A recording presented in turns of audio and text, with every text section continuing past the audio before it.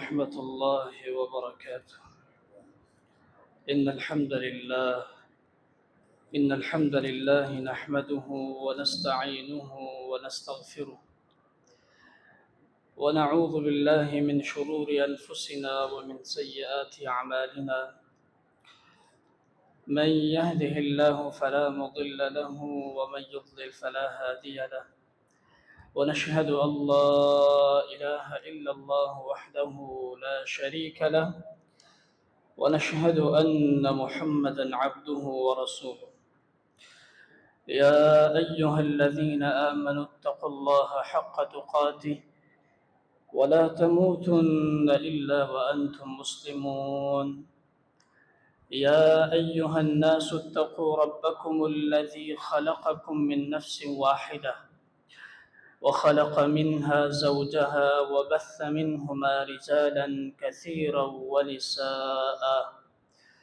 واتقوا الله الذي تساءلون به والأرحام إن الله كان عليكم رقيبا.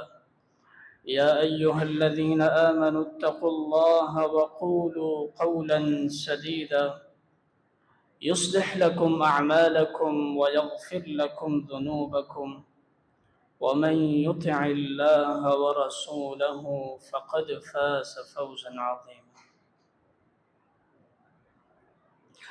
أما بعد فإن خير الكلام كلام الله، وخير الهدي هدي محمد صلى الله عليه وسلم، وشر الأمور محدثاتها، وكل محدثة بدعة، وكل بدعة ضلالة، وكل ضلالة في النار. قال الله سبحانه وتعالى: قل إن الموت الذي تفرون منه فإنه ملاقيكم ثم تردون إلى عالم الغيب والشهادة فينبئكم بما كنتم تعملون.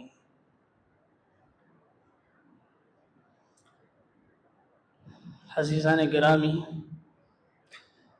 قرآن کریم میں اللہ سبحانہ و تعالی فرماتے ہیں کہ اے ہمارے نبی صلی اللہ علیہ وسلم، آپ لوگوں سے فرما دیجئے کہ ان الموت الذی تفرون منہ، یہ جو موت ہے جس سے تم بھاگنے کے یا راہ فرار اختیار کرنے کی کوشش میں ہو یا خواہش رکھتے ہو، فَإِنَّهُ مُلَاقِيكُمْ، یاد رکھنا کہ یہ موت ایک اٹل ہے اور یہ تم تک لازمی پہنچے گی، اس سے تمہاری ملاقات یہ طے شدہ ہے۔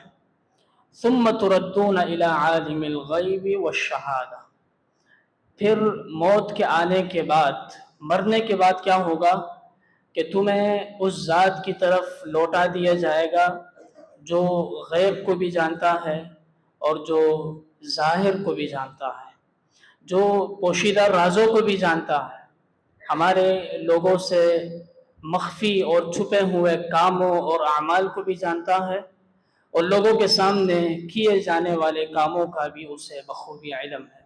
اس ذات کی طرف تمہیں لوٹا دیا جائے گا، فَيُنَبِّئُكُمْ، پھر وہ تمہیں اس تمہاری دنیا کی زندگی میں جو کچھ تم نے کیا اس کی خبر دے گا، بِمَا كُنْتُمْ تَعْمَلُونَ۔ اس آیت سے معلوم ہوا کہ دو قسم کی دنیایں ہیں یا دو قسم کے جہان ہیں، جن میں سے ایک جہان جس میں سب کچھ نظر آتا ہے، دکھائی دیتا ہے، سنائی دیتا ہے، ہم محسوس بھی کر سکتے ہیں، اور یہ وہی دنیا ہے جس میں ہم رہ رہے ہیں، زندگی بسر کر رہے ہیں۔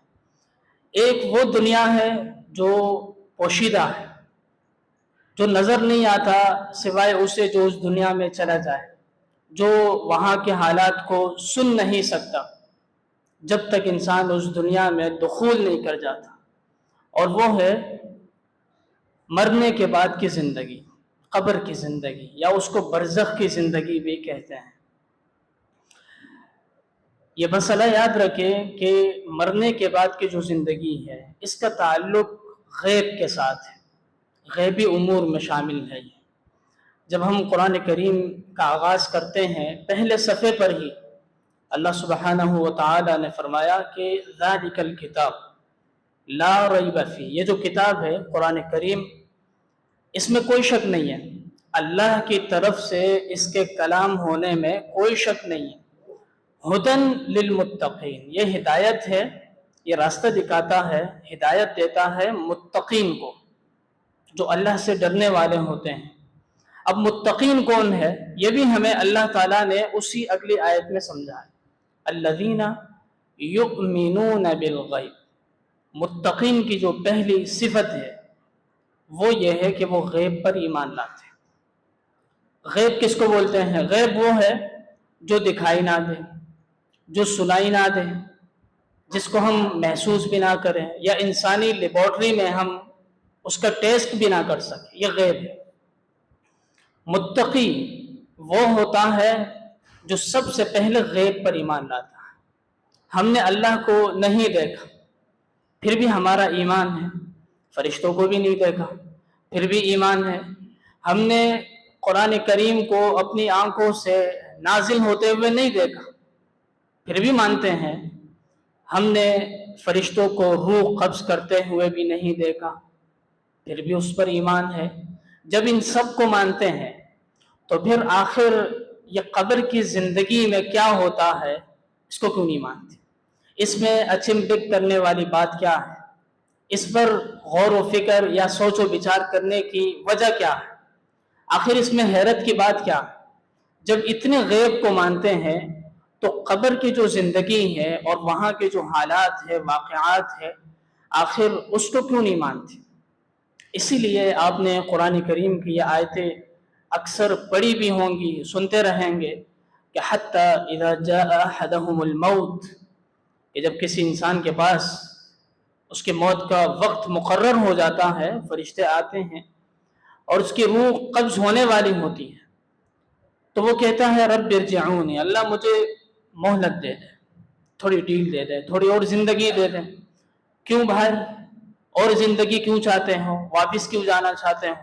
دیکھیں اس کی خواہش کا اظہار، اور یہ ہم انسانوں کا حال بتایا جا رہا ہے، یہ کسی شخص کی بات نہیں ہوگی، انسانوں کا حال بتایا جا رہا ہے کہ مرتے وقت یہ خواہش رکھتا ہے۔ خواہش کیا کر رہا ہے؟ لعلی اعمل صالحا فیما ترکت، اللہ اس لیے واپس لوٹا دیں تاکہ اپنی زندگی کو بہتر بنا سکوں، جو کر کے نہیں آیا وہ کروں۔ میں نے اپنی زندگی میں نیک اعمال نہیں کیے، تجھے راضی نہیں کیا، تیرے احکامات پر نہیں چلا، تیری نہیں مانی، اب ماننا چاہتا ہوں، اب اپنی زندگی کو نیکوکار بنانا چاہتا ہوں۔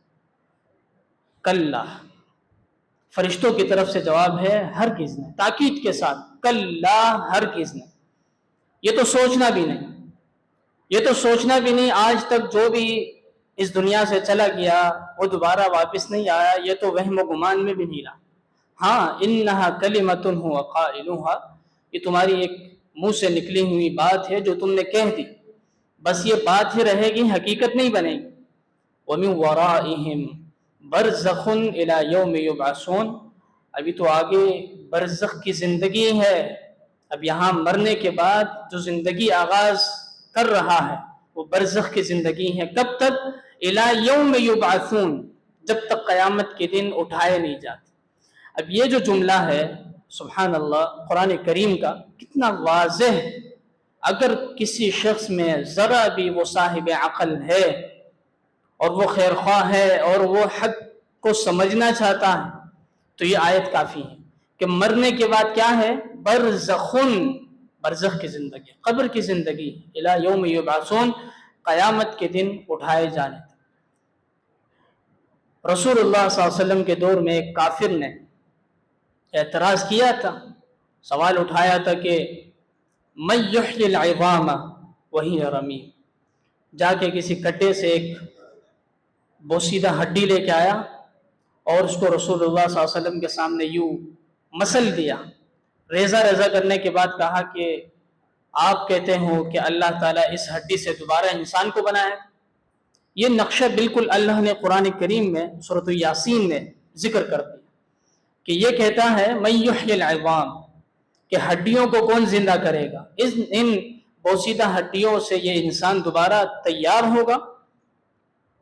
قل یحییھا الذی انشأھا، اسے بتاؤ کہ اس ہڈی سے اسی انسان کو وہ ذات پیدا کرے گا اول مرہ، جس نے تمہیں پہلی مرتبہ بنایا، وہو بکل خلق علیم، وہ طاقت رکھتا ہے جب تم کچھ نہیں تھے، کچھ بھی نہیں تھے نا، نام و نشان بھی نہیں تھا، ایک بدبودار قطرے سے اتنی اچھی خلقت بنا دی تمہاری، تو ہڈیوں سے بنانا تو آسان ہے، پہلی بار نقشہ مشکل ہوتا ہے، اسے دوبارہ بنانا کیا مشکل؟ آج کا کافر بھی یہی اعتراض کرتا ہے کہ یہ کیسے ہو سکتا ہے کہ مرنے کے بعد جب گوشت پوست ختم ہو جائے، ہڈیاں بوسیدہ ہو جائے، اور کچھ ہی وقت کے بعد جاتے ہیں تو وہ ہڈیاں بھی مٹی کے ساتھ مٹی بن چکی ہوتی، اس سے انسان تیار ہوگا؟ یہ تو کافروں کا اعتراض ہے، لیکن کچھ مسلمان جو نام نہاد ہیں، نام کے مسلمان ہیں، وہ بھی مختلف قسم کے سوالات کھڑے کر دیتے ہیں کہ وہ جی آج تک قبر کی زندگی کو ہم نے نہیں دیکھا، قبر کے حالات نہیں سنے، کسی کو نہیں دیکھا کہ اس کو عذاب دیا جا رہا ہے، نہ اس کے بارے میں سنا۔ بھائی جب یہ زندگی ہے ہی غیب کے ساتھ، جب یہ زندگی تعلق رکھتا ہی غیب کے ساتھ ہے، تو ہمیں کیسے سنائی دے سکتا، ہمیں کیسے دکھائی دے سکتا؟ یہ انسان مانتا ہے، سائنس کو مانتا ہے، سائنس کہتی ہے کہ ہاتھوں میں بیکٹیریاز ہوتے ہیں لیکن دکھائی نہیں دیتے، یہ مانتا ہے، ہم بھی مان لیتے ہیں، لیکن اگر اسے دکھائی دے تو کیا ہم ایک دوسرے سے ہاتھ ملائیں گے؟ کیا ہم انہی ہاتھوں سے کھانا کھائیں گے؟ لیکن مانتا ہے بیکٹیریاز۔ سائنس کہتی ہے کہ یہ دہی یہ بنتی ہے بیکٹیریاز سے، جتنے زیادہ بیکٹیریاز ہوں گے اتنی دہی جمتی چلی جائے گی، کیا نظر آتے ہیں اس میں، مانتا ہے۔ بچہ اسکول میں جاتا ہے، اس کو بتایا جاتا ہے دنیا گول ہے، ہمیں ہی بتایا جاتا ہے، کس نے کہا دنیا گول ہے؟ وہ جی چند سائنسدان چاند پر گئے تھے اور انہوں نے خلائی اسٹیشن سے جب زمین کو دیکھا تو پتہ چلا کہ زمین گول ہے، سائنسدانوں نے کہا، دنیا نے مان لیا، ہم نے بھی مان لیا۔ لیکن یہ سائنسدان جن کو کسی کی فکر بھی نہیں ہے، جو بے حس بھی ہے، جو بد کردار بھی ہے، جو اللہ کو بھی نہیں مانتے، جو شراب بھی پینے والے ہوں گے، ان کی بات دنیا نے مان لی، لیکن وہ رسول صلی اللہ علیہ وسلم جو سب سے سچے انسان ہے دنیا، اس نے جب ہمیں بتایا کہ قبر کی زندگی ہے، برزخ کی زندگی ہے، اور قبر میں یہ حالات اور واقعات پیش آئیں گے، تو پھر اس کو ماننے میں کیا حرج ہے؟ اس کو ماننے میں تمہیں تکلیف ہے، ہمیں اس سے کوئی تکلیف نہیں۔ مومن وہ ہوتا ہے جس کی پہلی نشانی یہ ہے الذین یؤمنون بالغیب، جو غیب پر ایمان لاتا ہے۔ ہاں، ایمان لانے کے بعد کوئی شخص پوچھ سکتا ہے کہ آخر یہ ہمیں دکھائی کیوں نہیں دیتا؟ ہمیں بھی دکھائی دینا چاہیے نا، سنائی دینا چاہیے قبر کا عذاب یا قبر کی نعمتیں۔ کتنا اچھا ہوتا اگر ہم دیکھتے، کوئی ظلم نہیں ہوتا، کوئی زیادتی نہیں ہوتی، کوئی کسی کا مال نہیں ہڑپتا، کوئی اپنی بہن بھائیوں کا وراثت قبضہ کر کے نہ بیٹھتا کہ دو چار تو مر چکے ہیں، یہ باقی بھی مر جائیں گے، پھر میں اکیلا ہڑپ لوں گا۔ کوئی ظلم نہیں ہوتا کیونکہ انہیں قبر کے حالات دکھائی دیتے۔ کتنی اچھی بات ہے، یہی بات، بالکل یہی بات رسول اللہ صلی اللہ علیہ وسلم نے ہمیں سمجھائی۔ آپ نے فرمایا کہ لولا ان تدافنوا، اگر مجھے اس بات کا ڈر نہیں ہوتا کہ تم اپنے مردوں کو دفنانا چھوڑ دو گے، لدعوت اللہ، تو میں اللہ سے دعا کرتا ان یسمعکم من عذاب القبر، کہ تمہیں عذاب قبر میں سے کچھ حصہ دکھائے اور سنایا جائے، الذی اسمع منہ، جو میں سنتا۔ مسئلہ حل ہے۔ اگر ہم اپنے مردوں کو دفنانا نہ چھوڑتے، آپ ذرا تصور کریں، اگر قبر میں یہ عذاب ہمیں سنائی اور دکھائی دیتا تو کیا ہم اپنے پروگرام کو برائے پروگرام جاری رکھتے؟ کیا ہم اپنی زندگیوں کو خوشیوں کے ساتھ جڑے رکھتے؟ کیا ہم اپنے بچوں کی شادیاں کرواتے؟ ہم یہ زمین چھوڑ دیتے، ہم پہاڑوں کی طرف چلے جاتے، ہماری زندگی محال ہو جاتی۔ سبحان اللہ، اس میں حکمت یہ بھی ہے کہ اللہ تعالیٰ بڑا ارحم الراحمین ہے، اس کی رحمت کا تقاضا ہے کہ ہم اپنے مردوں کے احوال سے بے خبر رہیں، جو ان کے ساتھ قبر میں بیتا جا۔ کسی شخص کو پتہ چل جائے، اس کا باپ، اس کی والدہ، یا اس کا بھائی، اس کا بیٹا، اس کی بیوی، اس کا خاوند، یا کوئی رشتہ دار جس کو قبر میں عذاب ہو رہا، اس کی زندگی گزرتی، کیا یہ اپنی زندگی میں خوش رہتا؟ کیا یہ اس کی زندگی محال نہیں بن جاتی؟ پھر اس میں مرحوم جو مرنے والا ہے اس کی رسوائی نہیں ہے، اس کی ذلت نہیں ہے کہ دنیا میں تو اللہ نے اس کے گناہوں پر پردہ رکھا، اور مرنے کے بعد جب اسے عذاب دیا جا رہا ہے ساری دنیا کو پتہ چل گیا کہ یہ شخص فلاں اور علانہ تھا، یہ فلاں فلاں قسم کا مجرم تھا، تو کیا یہ اس کی رسوائی نہیں ہے؟ اور اللہ کا وعدہ ہے کہ قیامت کے دن سے پہلے کسی کے راز ظاہر نہیں کرے، تو یہ تو اللہ کے وعدے کے خلاف۔ یہ حکمتیں ہیں، یہ حکمتیں ہمیں سمجھ آئے یا نہ آئے، اس سے مومن کا تعلق نہیں ہوتا۔ مومن کا تعلق یہ ہے کہ اسے اللہ اور اس کے رسول کے فرمان پر ایمان لانا ہے۔ الذین یؤمنون بالغیب، ہم نے سنا، ایمان لے آئے۔ صحابہ کرام کتنے بلند ترین لوگ ہیں، سبحان اللہ۔ رسول اللہ صلی اللہ علیہ وسلم نے جب انہیں قبر کے بارے میں بتایا کہ تعوذوا باللہ، تم اللہ سے پناہ مانگو عذاب قبر کے بارے میں، تو کسی صحابی نے یہ نہ سوچا اور نہ پوچھا کہ دراصل یہ تو کافروں کے بارے میں بتایا جا رہا ہے اور ہم تو صحابہ ہیں اور ہم تو نیک، نہیں، فوراً وہ پہلے اللہ کی پناہ پکڑتے تھے۔ اللہم انا نعوذ بک من عذاب القبر، اللہ ہمیں عذاب قبر سے اپنی پناہ میں رکھنا، پہلے پناہ پکڑتے، بعد میں حکمتیں سمجھنے کی کوشش کرتے، اور یہ ہر مومن کا طریقہ اور رویہ ہونا چاہیے۔ دوسرا مسئلہ یہ سمجھ لے کہ قبر سے مراد، قبر کی زندگی سے مراد برزخ کی زندگی مراد۔ اگر ہم قبر کے بجائے برزخ کی زندگی کہیں تو زیادہ بہتر ہے، کیونکہ ہم عموماً قبر اسی کو سمجھتے ہیں جو ہم ایک کھڈا کھود کر اس میں اپنے مرحوم کو دفن کرتے ہیں۔ یہ ایک ظاہری قبر کی صورت ہے، قبر اور برزخ یہ نہیں ہے۔ برزخ ایک زندگی ہے، کوئی شخص جس کو قبر میں دفنا دیا گیا، یا ہندو کو ہم دیکھتے ہیں انہیں جلا کر راکھ بنا کر سمندروں میں بہا دیتے ہیں، یا درندوں نے کسی انسان کو کھا لیا، یا پانی میں وہ غرق ہو گیا، یا اسے پانسی پہ لٹکا دیا گیا، جس حالت میں بھی وہ مرا وہ اس کی قبر ہے۔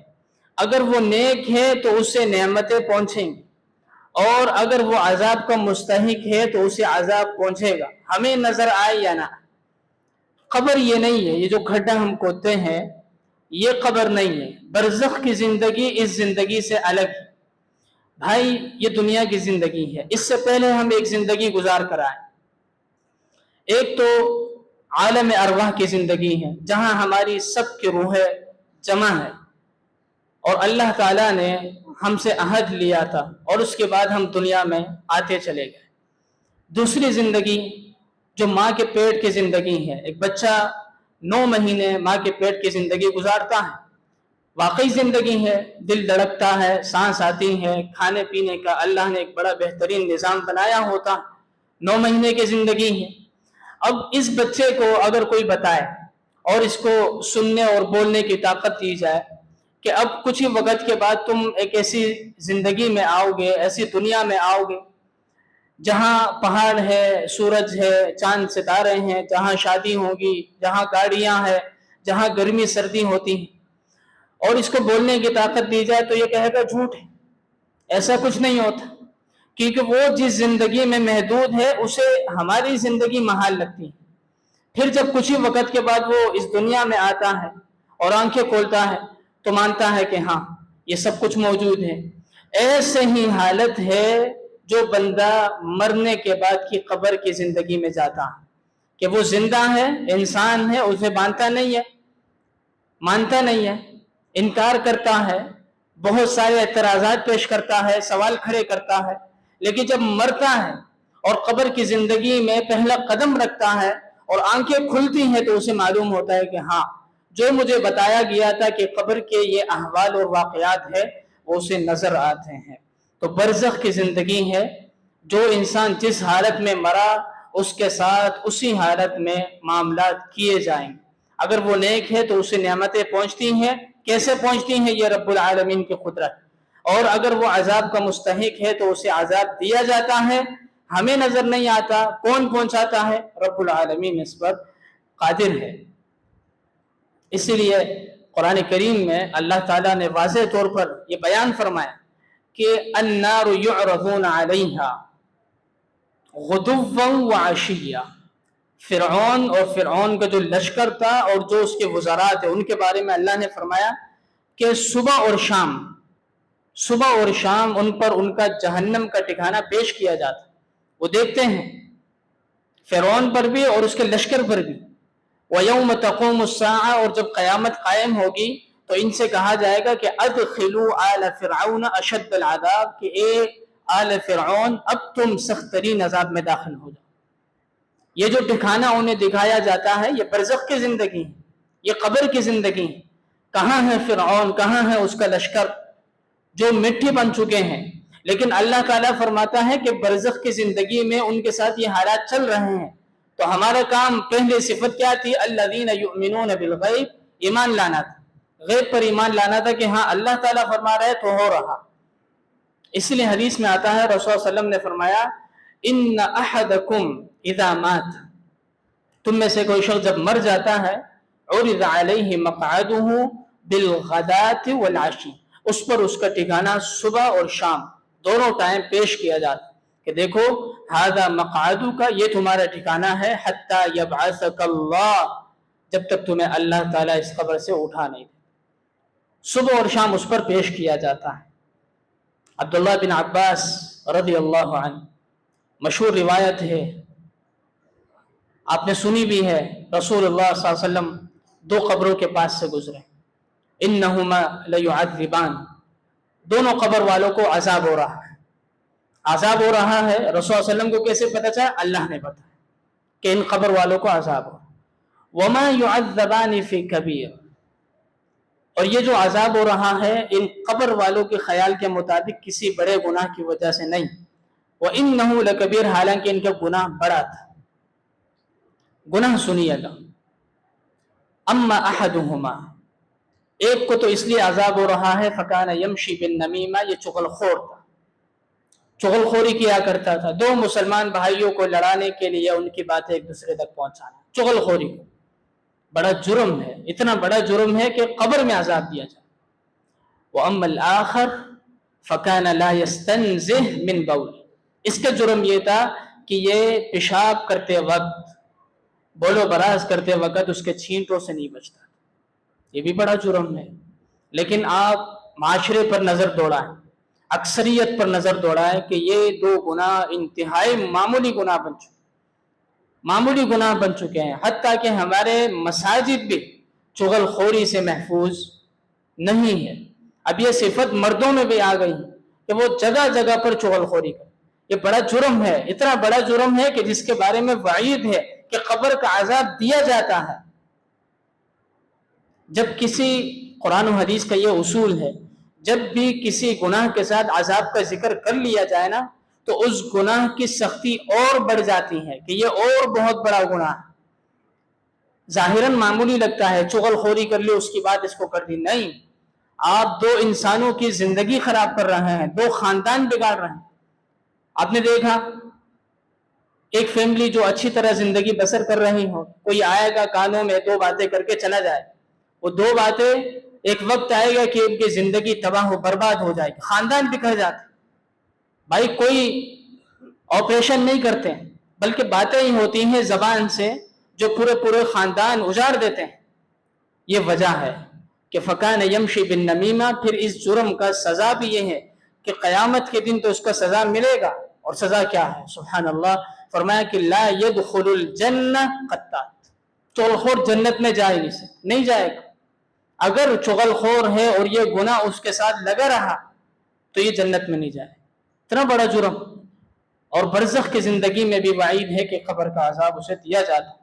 اور دوسرا پیشاب کے چینٹوں سے نہ بچنا، انتہائی احتیاط کے ساتھ احتیاط برتا کریں اس معاملے میں، اپنے آپ کو بچائیں۔ لباس گندا ہو گیا، جسم گندا ہو گیا، عبادت کرتے ہیں کوئی فکر نہیں ہوتی، یہ انسان کی لاپرواہی ہے کہ ہو گئی تو ٹھیک ہے، نہیں ہوا تو کوئی بات نہیں۔ یہ جرم ہے، انتہائی بڑا جرم ہے جس میں احتیاط برتنا چاہیے۔ پھر رسول اللہ صلی اللہ علیہ وسلم نے عذاب قبر کی چند مختلف شکلیں ہمیں بتائیں کہ عذاب قبر میں کس طرح کا عذاب دیا جاتا ہے۔ سبحان اللہ، اگرچہ روایتیں بہت زیادہ ہے، میں اختصار سے کام لوں گا۔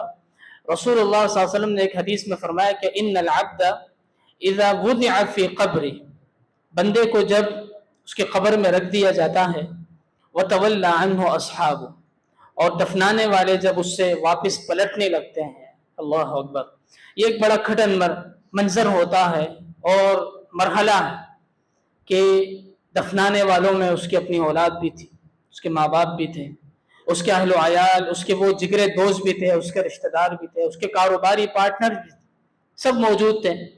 اب دفنانے کے بعد جب وہ واپس پلٹتے ہیں، انه ليسمع خفق نعال، تو یہ مردہ ان کے جوتوں کی آہٹ سنتا۔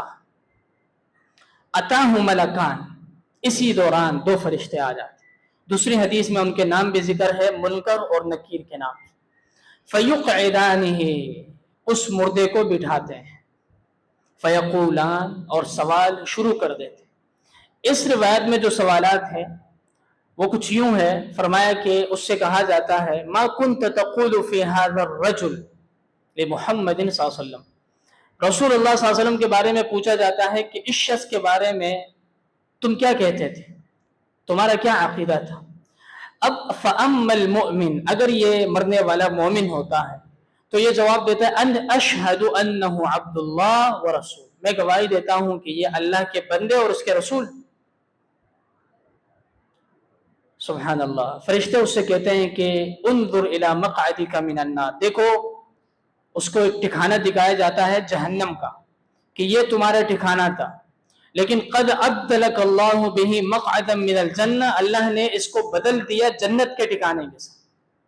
یہ تمہارا ٹھکانہ تھا لیکن اب اللہ تعالیٰ نے تمہارے لیے جنت کا ٹھکانہ مقرر کر دیا۔ فیراہما جمیعا، اور وہ مرنے والا اپنے دونوں ٹھکانوں کو دیکھتا، یہ جہنم کا ٹھکانہ تھا، اب یہ جنت کا ٹھکانہ۔ سبحان اللہ۔ وَأَمَّا الْكَافِرُ وَالْمُنَافِقُ، لیکن اگر یہ مرنے والا کافر اور منافق ہے، اور اس سے یہ سوال کیا جاتا ہے کہ رسول اللہ صلی اللہ علیہ وسلم کے بارے میں کیا کہتے تھے، یہ کہتا ہے لا ادری، میں نہیں جانتا، اقول ما یقول الناس، بس میں وہی کہتا تھا جو لوگ کہتے تھے، جو لوگ کہتے تھے، جو زمانہ کہتا تھا، جو اکثریت کہتے تھے، جو مشہور تھا، میں وہی کہتا تھا۔ فرشتے کہتے ہیں لا دریت ولا تلیت، نہ تم نے پڑھنے کی کوشش کی، نہ جاننے کی کوشش کی، نہ کسی سے پوچھا، نہ تم نے قرآن پڑھا۔ اللہ اکبر۔ وَيُضْرَبُ بِمَطَارِقَ مِنْ حَدِيدٍ، حدیث کے الفاظ ہیں کہ لوہے کے ہتھوڑوں سے اس پر ایک زوردار وار کیا جاتا ہے اس کے کانوں کے درمیان، یعنی سر پر۔ فَيَصِيحُ صَيْحَةً، وہ اتنی بدترین چیخ نکالتا ہے کہ يَسْمَعُهَا مَن يَلِيهِ غَيْرَ الثَّقَلَيْنِ، انسان اور جن کے علاوہ جتنے مخلوقات ہیں وہ سب اس چیخ کو سنتے۔ یہ عذاب کی ایک شکل ہے جہاں سے عذاب کی ابتدا ہوتی۔ دوسری حدیث میں جو قبر کے سوالات ہیں جو آپ نے سنے اور مشہور بھی ہے کہ 3 سوالات کیے جاتے ہیں، صحیح بات یہ ہے کہ قبر میں 4 سوالات کیے جاتے ہیں۔ پہلا سوال من ربک، رب تمہارا کون ہے، اللہ اکبر۔ اب جو بندہ جس نے ساری زندگی اللہ کے لیے زندگی گزاری، توحید پر گزاری، جس نے رب العالمین کی قدر کو پہچانا اور اس کے مطابق اس کی عبادت کرتا رہا، اس کے لیے سوال کیا، من ربک، رب کون ہے تمہارا۔ اگر یہ توحید پرست ہے تو فوراً ربی اللہ، رب میرا اللہ، جس کے لیے میں ساری زندگی کپا کے آیا ہوں وہ میرا رب ہے۔ دوسرا سوال من نبیک، نبی کون تھا تمہارا، اللہ اکبر۔ اب رسول اللہ صلی اللہ علیہ وسلم کے احکامات پر اگر زندگی گزاری، اتباع سنت میں گزاری، اللہ کے رسول کو اپنا آئیڈیل بنایا اور اسی کے مطابق اپنے قدم اٹھائے، تو یہ جواب دینا کوئی مشکل نہیں ہے۔ لیکن اگر ہم نے زندگی اماموں کی زندگی پر گزاری، ماں باپ دادا کے رسم و رواج پر گزاری، پیر و فقیروں والی زندگی گزاری، تو من نبیوں کا میں پھر یہ انسان، اللہ اکبر، انسان سوچ بھی نہیں سکتا من نبیک، نبی کون ہے؟ نبی محمد صلی اللہ علیہ وسلم، میرا نبی محمد صلی اللہ علیہ وسلم، میں نے ساری زندگی اس کے اتباع میں گزاری، میں نے اپنا جینا مرنا اس کے قدم قدم پر گزارا۔ تیسرا سوال، ما دینوں کا، دین کیا تھا تمہارا؟ دین اگر واقعی میرا اسلام ہے تو دین الاسلام، میرا دین اسلام تھا، اور اگر پھر دین وہی مزاروں کا دین تھا، باپ دادا کا دین تھا، فلانا اور علانہ کا دین تھا، مولا کائنات کا دین تھا، عجیب و غریب قسم کے مناظر تھے، تو پھر ما دینوں کا میں جواب نہیں بنتا کہ دین الاسلام، میرا دین اسلام۔ جب یہ تین سوالات کے جوابات مومن دے دیتا ہے تو فرشتے اس سے چھوٹا سوال کرتے ہیں۔ یہ صرف اس شخص سے کیا جاتا ہے جو تین سوالات کے صحیح جوابات دیتا ہے۔ چوتھا سوال یہ ہوتا ہے کہ تم نے ان سارے سوالات کے جوابات کہاں سے سیکھے، تمہیں کیسے پتہ چلا؟ پھر وہ دیتا ہے قرأت القرآن، میں نے قرآن کریم کو پڑھا۔ یہاں سے معلوم ہوا کہ ہم اگر اپنے رب کو پہچاننا چاہتے اور اپنے رسول کو پہچاننا چاہتے ہیں تو ہمیں قرآن کریم کو ترجمہ اور مفہوم کے ساتھ پڑھنا اور سمجھنا، تاکہ پتہ چلے ہمارا رب کون ہے، توحید ہوتی کیا۔ قرآن کریم جب آپ پڑھیں گے تو جگہ جگہ پر اللہ تعالیٰ نے توحید کے تیر پھینکے۔ کیوں؟ کیونکہ یہ بنیادی چیز ہے، اس کو ہٹا دیں گے آپ کی ساری عمارت گر جائے۔ ان سوالات کے جوابات تبھی بنتے ہیں جب بندہ توحید پرست ہو، اس کا عقیدہ صحیح العقیدہ مسلمان ہو، پھر ان سوالات کے جوابات اس کے لیے لامحال آسان ہے۔ سبحان اللہ، ایک حدیث میں رسول اللہ علیہ وسلم نے فرمایا کہ جب مجھے معراج کی رات سفر کروایا گیا تھا تو میں نے بہت حالات دیکھے تھے، جنت کے حالات بھی تھے، جہنم کے حالات بھی تھے۔ میں ایک قوم کے پاس سے گزرا، لہم اسفار، ایسی قوم تھی کہ جن کو تانبے کے ناخن دیے گئے تھے، یخمشون وجوہہم وصدورہم، اور ان ناخنوں سے اپنے چہرے اور سینوں کو نوچ رہے، زخمی کر رہے تھے۔ میں نے پوچھا من ہؤلاء یا جبریل، جبریل یہ کون لوگ ہیں اور یہ ایسا کیوں چل رہا ہے؟ سبحان اللہ، جبریل نے کہا کہ ہؤلاء الناس یأکلون لحوم الناس ویقعون فی اعراضهم، ان کے دو جرم۔ پہلا جرم تو یہ تھا کہ یہ لوگوں کی غیبت کرتے تھے، حدیث کے الفاظ ہے کہ لوگوں کا گوشت کھاتے تھے، گوشت کھانے سے مراد غیبت کرنا۔ وَيَقَعُونَ فِي أَعْرَاضِهِمْ، اور ان کی عزتوں کے طلب میں ہوتے تھے، تار کرنے کی کوشش اور تاگ میں لگے رہتے کہ بس فلاں میرے سامنے بے عزت ہو، اس کی عزت پر کوئی حرف آ جائے اور مجھے موقع مل جائے۔ یہ ایک مسلمان کا رویہ نہیں ہوتا، نہ وہ اس پر زندگی گزارتا۔ لگتا بظاہر یہ غیبت کرنا معمولی گناہ ہے، لیکن غیبت جس نے انسان کے دل کو مسخ کر دیا، ملیمیٹ کر دیا سامنے والے کی۔ جب باہم رہنے والے مسلمان ایک دوسرے کے لیے کینہ اور بغض رکھتے ہیں، اس کی بنیادی سیڑھی غیبت ہوتا۔ غیبت کے بعد یہ بیماریاں دل میں آتی، تو فرمایا کہ دو جرم کی وجہ سے یہ برزخ میں ان کو عذاب دیا جائے، کیونکہ ابھی قیامت تو واقع نہیں ہوا۔ قیامت واقع ہوگا، حساب و کتاب ہوگا، نیکیاں تول اور برائیاں تولی جائیں گے، اس کے مطابق جہنم کی آگ ہے، جنت کی نعمتیں ہیں۔ اس سے پہلے اگر یہ عذاب ہے تو یہ کہاں کا ہے؟ یہ برزخ کا ہے، یہ قبر کی زندگی کا ہے۔ حدیث میں آپ نے سنا کہ جب سوالات کے جوابات نہیں دیے جاتے صحیح کافر اور منافق اور بدکردار کے لیے، تو آسمان سے اللہ کی طرف سے آواز آتی ہے کہ اس کے لیے جہنم کا بستر بھی بچھا دو، جہنم کا لباس بھی پہنا دو، جہنم کا دروازہ بھی اس کے لیے کھول دو تاکہ اس کی لو آتی رہے۔ اور ایک گونگا، بہرا اور اندھا فرشتہ جس کے ہاتھوں میں ہتھوڑا ہوتا ہے، وہ مسخر کر دیا جاتا ہے، جو اس کے سر پر وار کرتا رہتا ہے، سر جڑتا رہتا ہے پھر وار کرتا رہتا ہے۔ یہ جو سارے حالات اور واقعات ہیں، یہ کہاں کے؟ یہ برزخ کی زندگی کے، یہ قبر کی زندگی کے ہیں، ابھی تو قیامت کے دن واقع نہیں ہوا۔ ہاں، اگر کوئی شخص ایک مسلمان اور مومن کے دل میں تڑپ ہونی چاہیے کہ آخر کوئی ایسے عمل ہے جس سے ہم قبر کے عذاب سے بچے جا سکیں.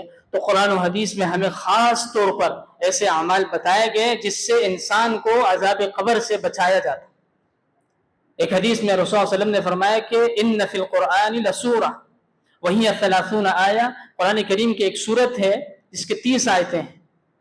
شفعت لرجل، وہ ایک بندے کے حق میں سفارش کرتی رہی یہاں تک کہ غفر له، اسے اللہ نے معاف کر دیا. یہ کون سی سورت ہے؟ سورۃ الملک، تبارک الذی بیدہ الملک، 29ویں پارے کی پہلی سورت. جو شخص رات کو سونے سے پہلے ہمیشہ اپنی زندگی میں سورۃ الملک کی تلاوت کرتا رہتا ہے، رسول اللہ صلی اللہ علیہ وسلم نے فرمایا اللہ تعالیٰ اسے عذاب قبر سے محفوظ رکھے. اسی طرح دوسری حدیث میں فرمایا کہ من یقتلہ فی بطنہ، جو شخص پیٹ کی تکلیف میں مبتلا ہوا، پیٹ کی بیماری میں واقع ہوا اور اسی بیماری میں مر جاتا، فلن يعذب فی قبرہ، تو اللہ تعالیٰ اس تکلیف کی وجہ سے عذاب قبر سے اسے محفوظ رکھے. ایک حدیث میں یہ بھی آتا ہے کہ ما من مسلم یموت یوم الجمعہ او لیلۃ الجمعہ، کہ اگر ایک مسلمان جمعے کے دن یا شب جمعہ کو فوت ہو جاتا ہے، الا وقاہ اللہ فتنۃ القبر، اسے بھی عذاب قبر سے محفوظ رکھا جاتا ہے. یہ چند اعمال ہے اور چند حالات ہے، لیکن ان کی بنیادی جو گرہ ہے وہ توحید ہے. اگر ایک بندہ توحید پرست نہیں ہے تو وہ غلاف کعبہ سے لپٹ کر بھی مرے گا پھر بھی وہ جہنم کا مستحق ہے.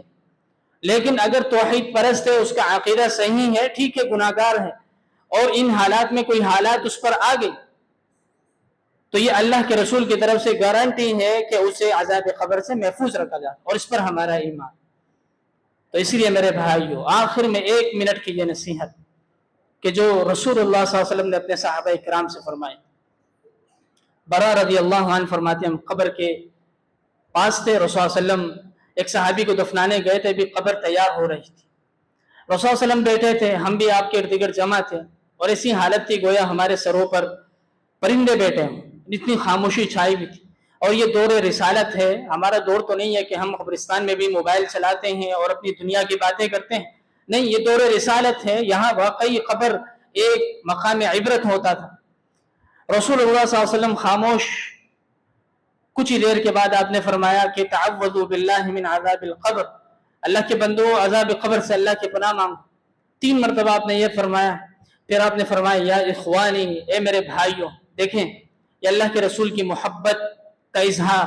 اے میرے بھائیوں، لمثل ھذا فاعدوا له، اس دن کے لیے تیاری کر لو، اس جگہ کے لیے تیاری کر لو، اس قبر کے لیے تیاری کر لو. عثمان ابن عفان رضی اللہ عنہ، جانتے ہیں آپ، کل ان کی یوم شہادت،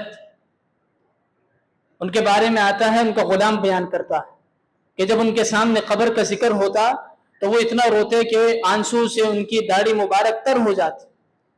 کسی نے ان سے پوچھا کہ عثمان، تمہارے سامنے جنت کا تذکرہ ہوتا ہے، جہنم کا تذکرہ ہوتا ہے، جو بڑے خطرناک حالات ہیں، اس پر تم اتنے غمزدہ نہیں ہوتے، روتے نہیں ہو، لیکن قبر کے سننے کے بعد تمہاری حالت ہو جاتی ہے، آخر کیوں؟ تو انہوں نے جواب میں کہا کہ سمعت رسول اللہ صلی اللہ علیہ وسلم، میں نے اللہ کے رسول سے سنا تھا، ان القبر اول منازل الاخرہ، آخرت کی منزلوں میں جو پہلی منزل ہے وہ قبر ہے، یہ پہلی سیڑھی ہے. فإن نجا منہ احد، اگر یہاں نجات مل گئی تو باقی کی جو سیڑھیاں ہیں، جو مراحل ہے، وہ آسان ہو جائیں. اور اگر یہیں پر پکڑ ہو گئی تو بعد کے حالات کیسے ہوں؟ بھائی جب فرشتے روح قبض کرنے آتے ہیں تو اسی وقت سمجھ آ جاتا ہے. اگر ہمیں کوئی لینے، کوئی مرسیڈیز گاڑی آئے، اس میں پہلے سے ایسی لگا ہو، اور آنے کے بعد وہ گاڑی سے اتر کر ہمارے ہاتھ میں گلاب کا گلدستہ دے اور ہم سے کہے کہ چلیے، تو سمجھ آ جاتی ہے کہ ہمیں کہیں بطور مہمان لے جایا جا رہا ہے، وہاں ہماری عزت ہوگی. اور اگر یہی حالت ہو کہ پولیس کی گاڑی آئے اور وہ دھکا مار کر دروازہ بھی توڑ دے اور پھر گھسیٹ کر لے کر جائے، تو سمجھ آ جاتا ہے کہ اگلے حالات اس سے بھی خطرناک. یہ قبر کی حالت اور موت کے وقت روح کا قبض ہونا بتا دیتا ہے کہ اگلے مراحل کیسے ہیں. تو اسی لیے اس کی فکر کرنی چاہیے.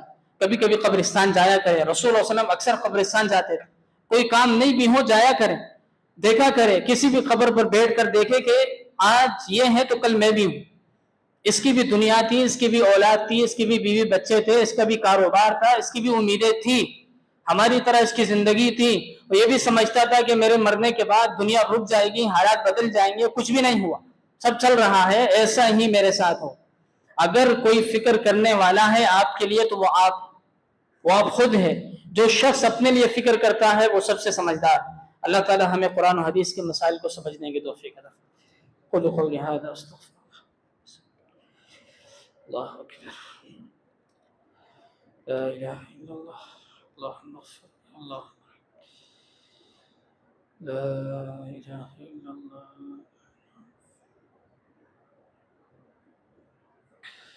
لا اله الا الله. الحمد لله رب العالمين، والصلاة والسلام على رسوله الكريم. اللهم صل على محمد وعلى آل محمد كما صليت على إبراهيم وعلى آل إبراهيم إنك حميد مجيد. اللهم بارك على محمد وعلى آل محمد كما باركت على إبراهيم وعلى آل إبراهيم إنك حميد مجيد. عزیزان گرامی، یہ کہ اعلان ہے درس قرآن کے حوالے سے، جہاں آپ تشریف فرما ہے جامع مسجد رحمان، یہیں پہ انشاءاللہ بروز اتوار 7 جون کو بعد نماز مغرب درس کا اہتمام ہے، جو شیخ محترم عبداللہ شمیم حفظہ اللہ تعالی دیں گے. آپ سے درخواست ہے کہ شرکت کریں، اور جو بھی اصلاحی مجالس اور بیانات ہوتے ہیں اس میں شرکت کیا کریں، تاکہ جسم کے ساتھ ساتھ ہماری روح بھی پروان چڑھے اور ہمیں اپنی آخرت کی فکر بھی تازہ ہوتی چلی جائے. اللہ تعالی ہمارے ملک پاکستان اور شہر کراچی پر اپنا خصوصی رحم و کرم نازل فرمائے. اللہ تعالی ہماری اولادوں کو توحید پر قائم رکھے اور اسی پر موت دے. کل قیامت کے روز اسی توحید پر ہمیں اٹھائے. ربنا ظلمنا انفسنا وإن لم تغفر لنا وترحمنا لنكونن من الخاسرين. ربنا لا تؤاخذنا إن نسينا أو أخطأنا. ربنا ولا تحمل علينا إصرا كما حملته على الذين من قبلنا. ربنا ولا تحملنا ما لا طاقة لنا به. واعف عنا واغفر لنا وارحمنا أنت مولانا فانصرنا على القوم الكافرين. اللهم إنا نعوذ برضاك من سخطك وبمعافاتك من عقوبتك. اللهم إنا نعوذ بك من زوال نعمتك وتحول عافيتك وفجاءة نقمتك وجميع سخطك. اللهم إنا نسألك العفو والعافية والمعافاة في الدنيا والآخرة. ربنا آتنا في الدنيا حسنة وفي الآخرة حسنة وقنا عذاب النار. ربنا تقبل منا إنك أنت السميع العليم وتب علينا إنك أنت التواب الرحيم. وصلى الله تعالى على خير خلقه محمد وآله وصحبه أجمعين. آمين برحمتك يا أرحم الراحمين. الله